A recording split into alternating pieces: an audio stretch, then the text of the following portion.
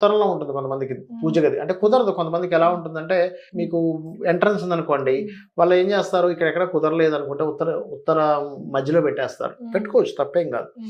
అక్కడ కనుక మీరు దీపం పెట్టి అది ఎక్కువసేపు వెలిగింది అంటే మీకు ధనప్రాప్తి కలగబోతుందని అర్థం. ఇలాగ ఒక్కొక్క దిశను బట్టి ఒకటి చెప్పారు. అదే విధంగా తొందరగా ఆరిపోతుందండి.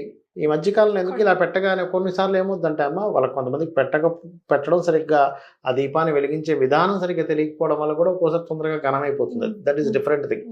కానీ కరెక్ట్గా మనం దాన్ని సిస్టమేటిక్గా వెలిగించినా సరే తొందరగా ఘనమైపోతుంది అంటే ఇప్పుడు నేను చెప్పినటువంటి దిశలు ఏవైతే ఉన్నాయో, ఎందుకంటే ఎప్పుడైనా పూజా నిర్మాణం అనేటువంటిది, పూజ గది అనేటువంటిది ఇక్కడ ఈశాన్యం నుంచి తూర్పు ఆగ్నేయం లోపలే పెట్టుకోవాలి, ఆగ్నేయంలోకి వెళ్ళకూడదు.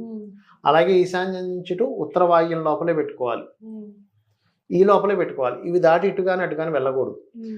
అలా గనక ఒకవేళ దీపం తక్కువగా వెలిగింది అంటే